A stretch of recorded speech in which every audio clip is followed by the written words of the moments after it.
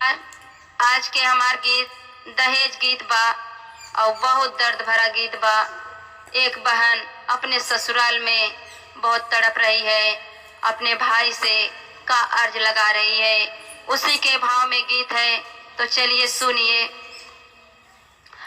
आखिया के खून से, आखिया के खून से लिखत बाड़ी पातिया, भैया स्याही से महंग भैली तोहार दीदिया, भैया स्याही से महंग भैली तोहार दीदिया। 5 लाख दहेज दिहला ससुर के आंगनवा, 5 लाख दहेज दिहला ससुर के अंगनवा, सबही समान दिहला भरिगा भवनवा, सबही समान दिहला भरिगा भवनवा। बीचे मड़उआ जोड़ेला गठिया, ए जी बीचे मड़उआ जोड़ेला गठिया, भैया स्याही से महंग भैली तोहार दीदिया, भैया स्याही से महंग भैली तोहार दीदिया।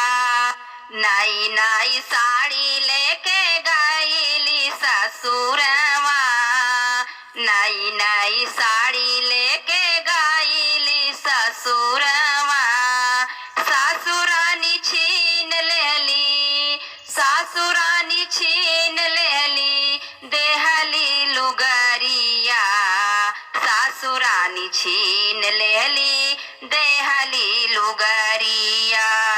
ऊपर से ननदी बोलाली नी बोलिया, ऊपर से ननदी बोलाली बोलिया, भैया स्याही से महंग भैली तोहार दीदिया, भैया स्याही से महंग भैली तोहार दीदिया।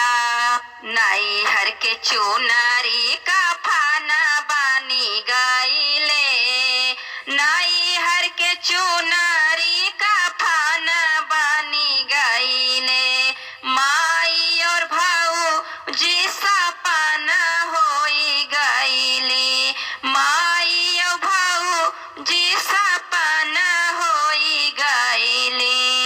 ऊपरा से सासू मारेली लठिया, ऊपरा से सासू मारेली लठिया, भैया स्याही से महंग भैली तोहार दीदिया, भैया स्याही से महंग भैली तोहार दीदिया।